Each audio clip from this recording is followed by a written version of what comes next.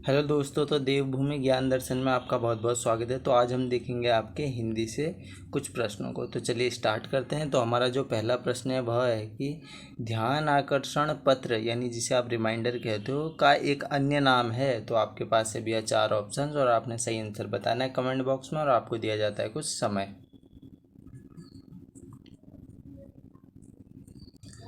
तो इसमें जो हमारा सही आंसर होगा ना, यानी ध्यान आकर्षण पत्र यानी रिमाइंडर, वो होगा हमारा अनुस्मारक पत्र।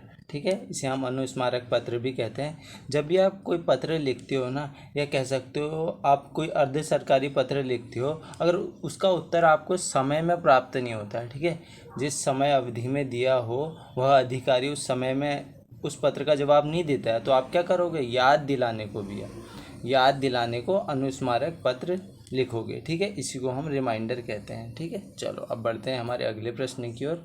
तो हमारा जो अगला प्रश्न है वह है सरकारी पत्रों में क्या अनावश्यक है। ठीक है, तो आपके पास है भैया 4 ऑप्शंस और आपने सही आंसर बताना है कमेंट बॉक्स में और आपको दिया जाता है कुछ समय।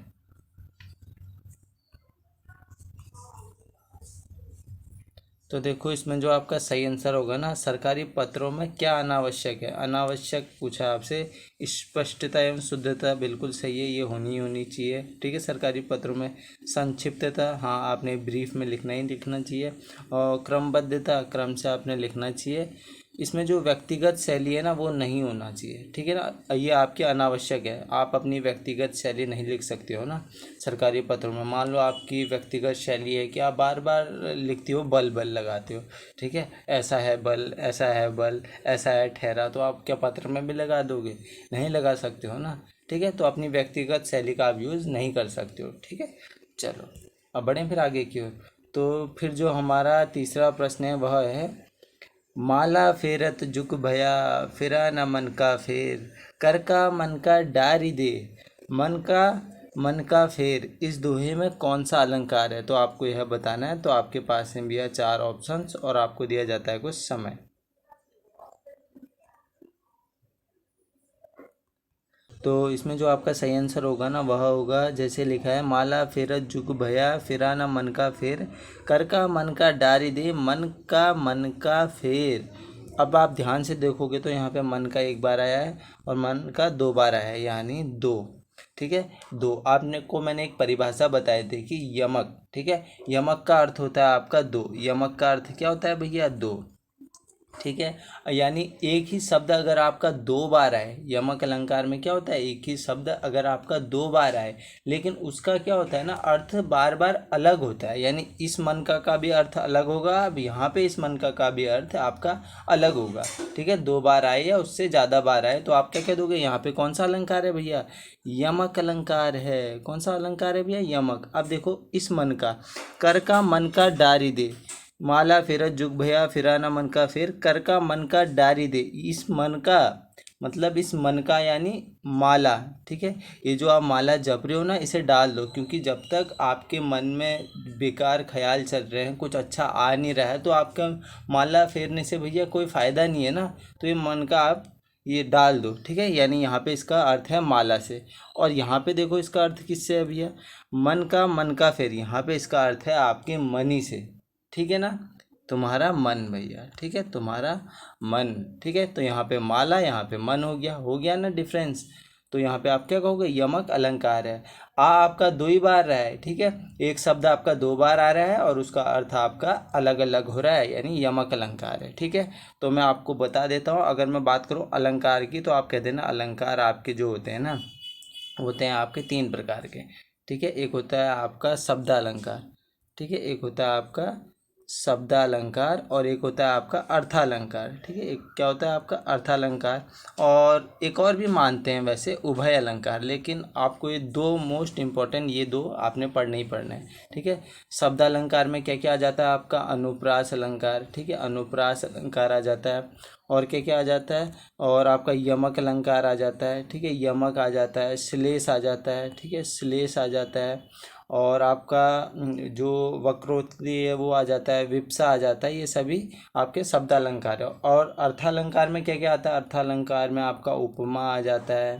ठीक है, रूपक आ जाता है, रूपक आ जाता है, और आपका उत्प्रेक्षा आ जाता है, भ्रांतिमान, अतिशयोक्ति, विभावना, संदेह, मानवीकरण, विरोधाभास, ये सभी आपका आ जाता है भैया अर्थालंकार में। ठीक है, चलो अब बढ़ें फिर आगे की ओर।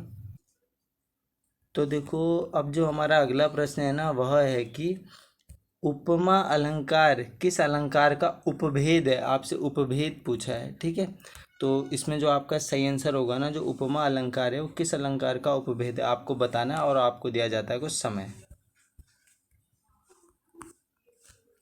तो देखो, इसमें जो आपका सही आंसर होगा, जो उपमा अलंकार है, अभी मैंने आपको बताया था किसका भेद है भैया, वो है आपका अर्थालंकार का भेद। ठीक है, जैसे अर्थालंकार के और क्या क्या होते हैं भैया, उपमा हो गया, ठीक है, रूपक हो गया, और आपका उत्प्रेक्षा हो गया, ठीक है, और आपका भ्रांतिमान हो गया, अतिशयोक्ति हो गया, अतिशयोक्ति हो गया, विभावना, संदेह, विरोधाभास, ये सभी होते हैं। ठीक है, और शब्दालंकार के याद रख लो कि जैसे अनुप्रास हो गया आपका, अनुप्रास, ठीक है, और यमक हो गया, श्लेष हो गया, ठीक है, वक्रोक्ति हो गया, विप्सा हो गया, ये सभी हो गया। ठीक है, और आपसे पूछा है उपमा, तो उपमा क्या होता है भैया, अगर कोई भी समान धर्म के आधार पर जहाँ एक वस्तु की समानता की तुलना की जाए, ठीक है, एक वस्तु की समानता की तुलना की जाए किसी दूसरी वस्तु से, तो उसी को हम कह देंगे यहाँ पे भैया आपका उपमा अलंकार है। ठीक है, अगर आपको पहचानना है ना, तो आप सा देख लेना कहीं पे, ठीक है, सा, से, सी, सम, ठीक है, समान भी देख सकते हो आप, ठीक है, सदृश भी देख सकते हो, ठीक है, और सरिस भी देख सकते हो। इन सभी में क्या होगा भैया, आपका उपमा अलंकार होगा। आप शब्दों के बीच में देखोगे तो आपको दिख जाएगा। ठीक है, चलो, तो हमारा जो पांचवा प्रश्न है वह है, सौ सयाने एक मत का अर्थ है। ठीक है, तो आपको बताना है इसका अर्थ क्या होगा। तो आपके पास है चार ऑप्शंस, और आपने सही आंसर बताना है कमेंट बॉक्स में, और आपको दिया जाता है कुछ समय।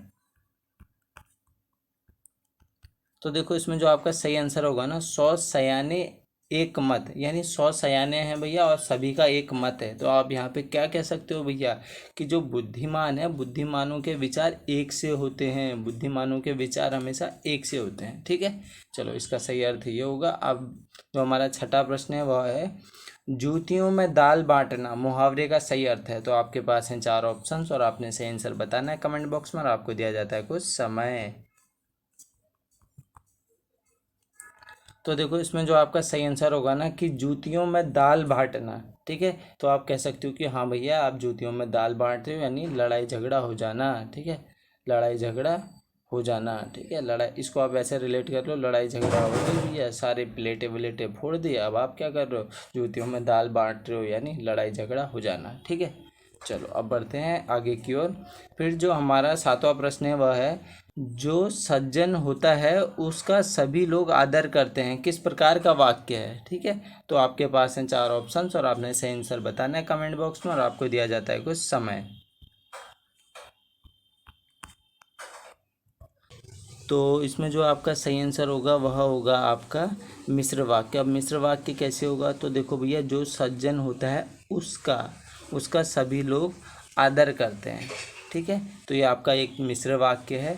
तो देखो, अगर मैं बात करूँ वाक्य की, तो अभी समझा रहा हूँ आपको मिश्र वाक्य क्या होता है। ठीक है, वाक्य की, तो वाक्य आपके एक रचना के आधार पे होते हैं। ठीक है, रचना के आधार पे आपके तीन प्रकार के होते हैं, ये रहे आपके वो तीन। सरल वाक्य, इसको आप क्या कह सकते हो, साधारण वाक्य भी कह सकते हो। ठीक है, अब सरल वाक्य का मतलब क्या होता है, सरल वाक्य क्या होता है भैया, जैसे मैंने लिख दिया यहाँ पे, श्याम खाता है। ठीक है, ये बिल्कुल ये आपका एक सरल वाक्य है, श्याम खाता है। ठीक है, श्याम खाता है लिख दो, और यहाँ पे संयुक्त वाक्य लिखा है इसके बाद।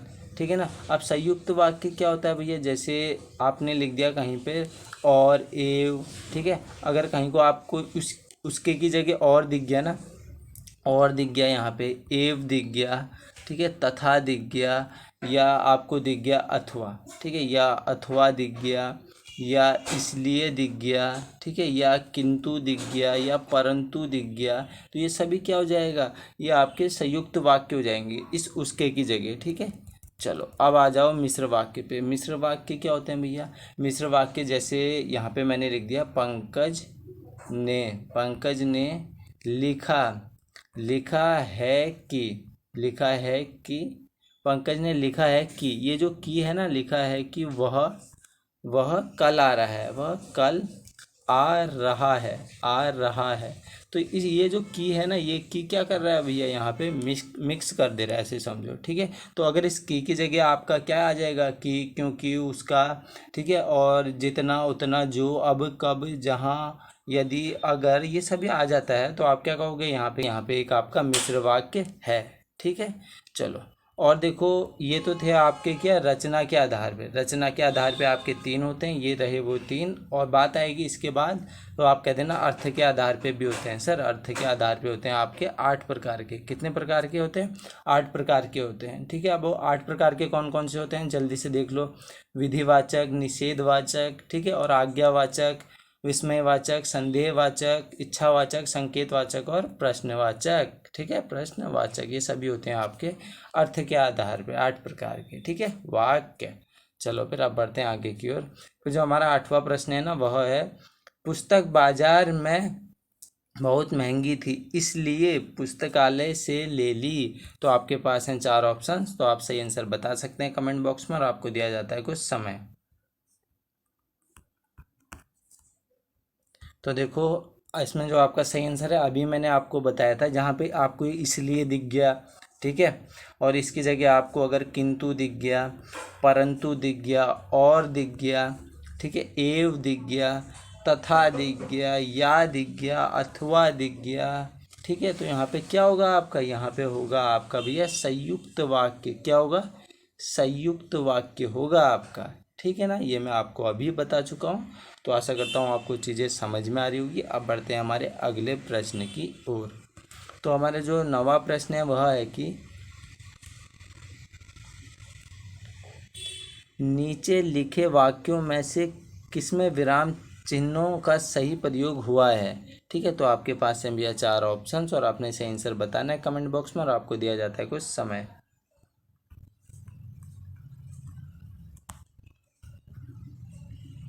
तो देखो, इसमें जो आपका सही आंसर है ना, आपसे पूछा है विराम चिन्ह, ठीक है। विराम चिन्ह क्या होता है भैया, इसको आप क्या कहते हो, विराम चिन्ह, जो आपका पूर्ण विराम चिन्ह होता है उसको आप कहते हो भैया फुल स्टॉप, ठीक है, फुल स्टॉप बोलते हो पूर्ण विराम चिन्ह को, ठीक है।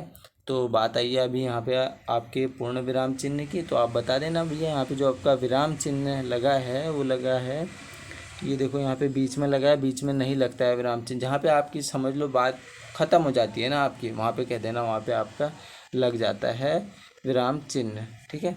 और यहाँ पे भी आपका बीच में लगा है, गलत हो गया। यहाँ पे आपका लास्ट में लगा है, यहाँ पे बिल्कुल ही सही होगा, ठीक है। ऑप्शन नंबर सी इसमें हमारा बिल्कुल ही सही हो जाएगा, ठीक है। अब मैं बात करूँ आपके विराम चिन्हों की, तो कह देना, एक तो आपका होता है पूर्ण विराम, ठीक है। पूर्ण विराम जब आपकी बात ख़त्म हो जाती है तो आप क्या करते हो भैया, एक फुल स्टॉप लगा देते हो, ठीक है ना, फुल स्टॉप लगा देते हो, या कह सकते हो आप जब आप बहुत ज़्यादा समय के लिए रुकते हो, ठीक है। फिर एक होता है आपका अर्ध विराम, ठीक है, एक होता है आपका अर्ध विराम, अर्ध विराम, ये होता है आपका अर्ध विराम, अर्ध विराम, ठीक है। और अर्ध विराम किसे बोलते हो आप, ऐसे करके एक बिंदु लगा दो और ऐसे कर दो, ये हो गया आपका अर्ध विराम, ठीक है। ऐसा होता है अर्ध विराम, अर्ध विराम यानी आधा विराम, जहाँ पर आप पूर्ण विराम की तुलना में भैया उससे कम रुकते हो, इस फुल स्टॉप से कम रुकोगे तो आप कह देना यहाँ पे आपका क्या है भैया, अर्ध विराम है, ठीक है। अब मैं उदाहरण दे देता हूँ, जैसे मान लो आपने लिखा, इसको मिटा देता हूँ, जैसे आपने लिखा ना कि जब मेरे पास रुपए होंगे, ठीक है, आपने लिखा जब मेरे पास, जब मेरे पास रुपए होंगे, रुपए होंगे, तो आप इस होंगे के बाद क्या लगाओगे, अब आप रुक गए, देखो थोड़ा, ठीक है।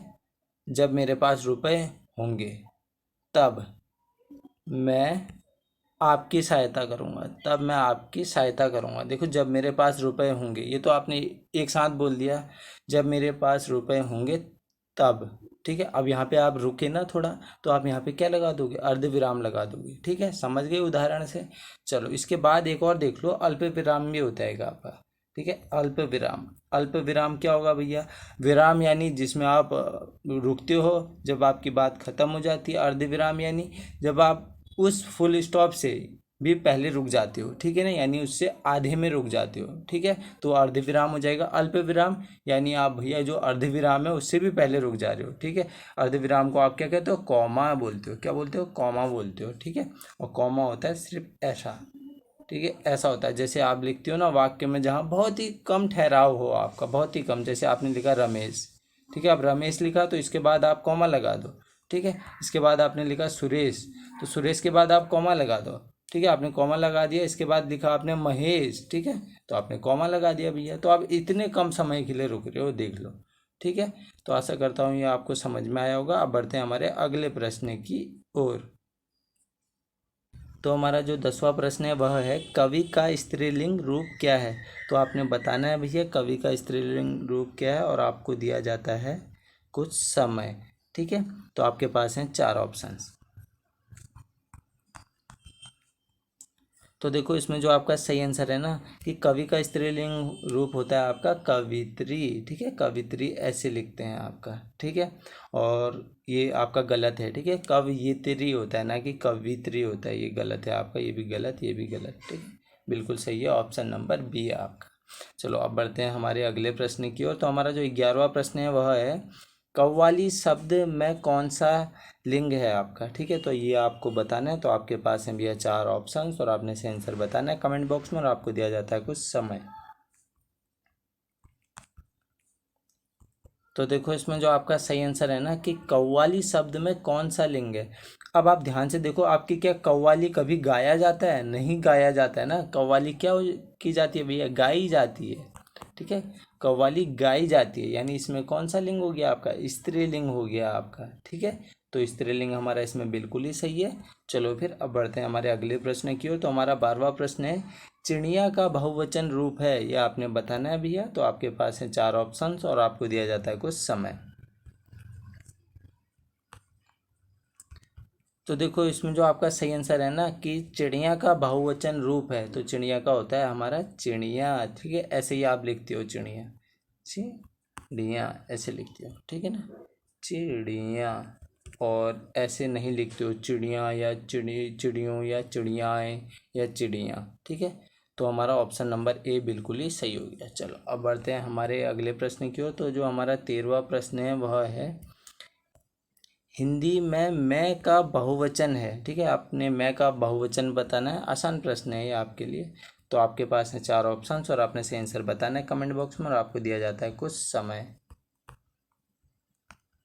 तो देखो इसमें जो आपका सही आंसर है वह है मैं का हमेशा हम होता है, ठीक है, मैं का हम होता है आपका बहुवचन। चलो, क्योंकि मैं में एक आदमी आ जाता है ना, और हम में आपके बहुत सारे आ जाते हैं, यानी हम सभी कह सकते हो आप, ठीक है।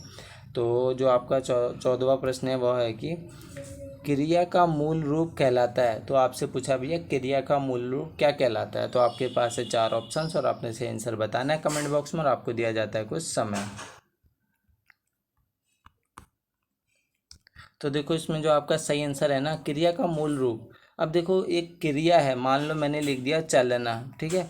अब मैंने चलना लिख दिया, तो अब आप इसमें क्या कहोगे भैया? इसमें आपका क्रिया का मूल रूप क्या है? तो इसमें जो ये चल है ना, ये चल शब्द, चल शब्द क्या है आपका? ये क्रिया का एक मूल रूप है, जिसको आप क्या कह देते हो भैया? धातु बोल देते हो। ऑप्शन नंबर ए इसमें हमारा बिल्कुल ही सही हो जाएगा, ठीक है, धातु हो जाएगा। अगर इस धातु में अगर आप क्या लगा दोगे, इस चल में अगर आप ना लगा दोगे, तो ये क्या बन जाएगी? आपकी पूरी क्रिया बन जाएगी, ठीक है ना। क्रिया का मूल रूप आपका चल हो गया, इसमें आपने ना लगा दिया तो चलना हो गया। जैसे आप हंस लिखते हो, ये हंस क्या हो गया? हंस आपका एक धातु है, अगर आप इसमें ना लगा दो तो ये क्या बन जाएगा आपका? हंसना, यानी क्रिया बन जाएगी, ठीक है। चलो और देखो, अब ये जो आपका 15वां प्रश्न है, ये आज का आपका लास्ट प्रश्न भी है कि निश्चयवाचक सर्वनाम कौन सा है, ठीक है। तो आपने बताना है निश्चयवाचक क्या होता है भैया? जो निश्चित हो आपका, ठीक है ना। अनिश्चयवाचक मतलब कोई निश्चित नहीं है भैया, कौन आ रहा है, क्या कर रहा है, कुछ पता नहीं है आपको। और निश्चयवाचक जहाँ पे निश्चित है कुछ चीज़ें, ठीक है। तो इसका आंसर आपने देना है कमेंट बॉक्स में। तो आशा करता हूँ ये वीडियो आपको पसंद आई होगी। अगर इस वीडियो से ना आपको थोड़ा बहुत भी ज्ञान प्राप्त हुआ है तो आप इस वीडियो को लाइक करेंगे, शेयर करेंगे, कमेंट करेंगे। इसी आशा के साथ हम करते हैं वीडियो को यहीं पर समाप्त। चलिए, धन्यवाद।